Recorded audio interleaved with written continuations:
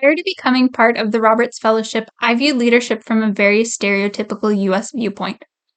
I viewed leaders as the best and the brightest, thinking that there was no way they could have made it to where they had without genuine skill and talent to take charge of a group. Well, this is not something that I thought made good leaders. I did think this summed up what most leaders were. Now, being almost done with the program, I've learned that this is far from reality. When I explain to others that I'm part of a leadership-based fellowship, the first response I get is, "Wow, that's a really great opportunity," followed by, "So you're basically taking a how-to course in leadership." I don't blame them for this because, truthfully, I thought going into the program this is what it would be.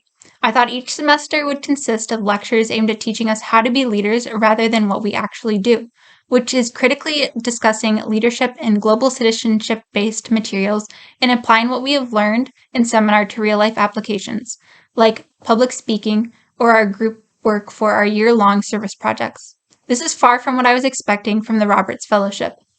There have been so many skills that the program has helped me to develop, such as stepping out of my comfort zone and learning to use self-reflection not as a way to reaffirm what I've done well, but instead to look at areas of improvement and think critically about how I can come to achieve this development which I desire. Entering into the program, I had some leadership experience, but I never thought I could really be what others would consider a leader. I viewed myself as a perpetual follower. I did not hold leadership titles in the organizations I was a part of, and I had no formal leadership training. Semester discussion and talking with my cohort members have allowed me to realize that this is not the case. I push myself to take opportunities where I'm able to lead. Even when these opportunities push me out of my comfort zone, I find a way to learn from them, something that we've referred to continuously throughout the program as productive discomfort. In the past school year, I joined the Communication Honor Society and took on an executive board position as treasurer. This pushed me far outside of my comfort zone, because in the past few years, the group had been on hiatus.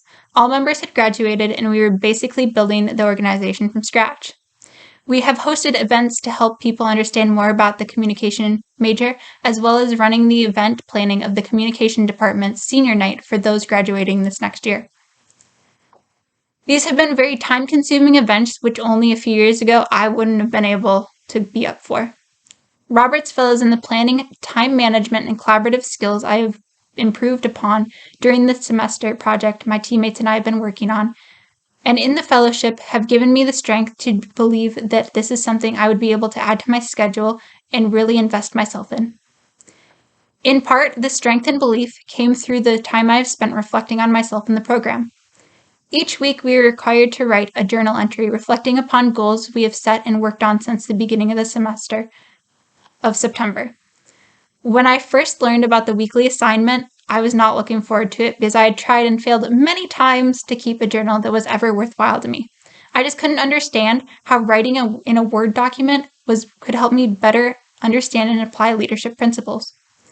My attitude on the journals have definitely changed since that first week, though.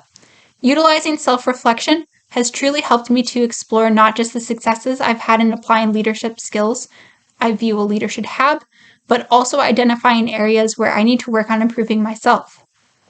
As a communication major, I often pride myself in having the understanding of why good communication is important and applying it to my own life.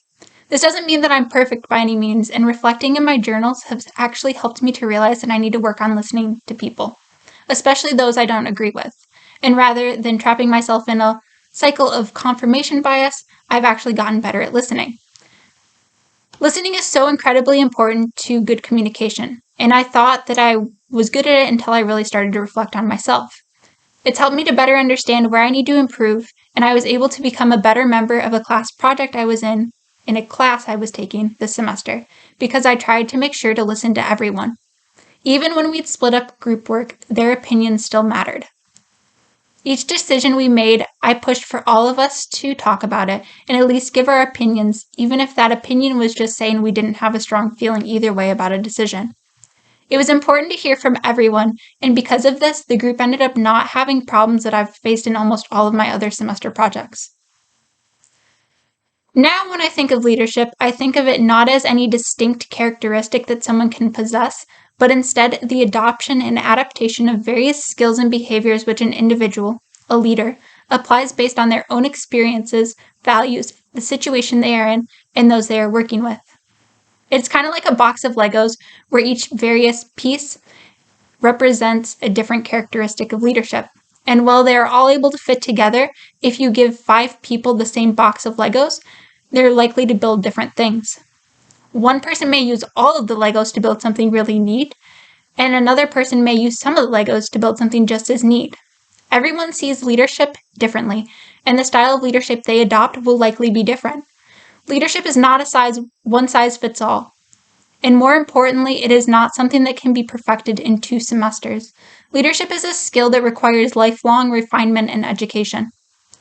Understanding leadership as not something that can be inherited or learned from by reading a textbook or attending seminars on the topic, but instead as a pursuit of personal development to best follow the goals we have set and the expectations we have from those we are leading is important.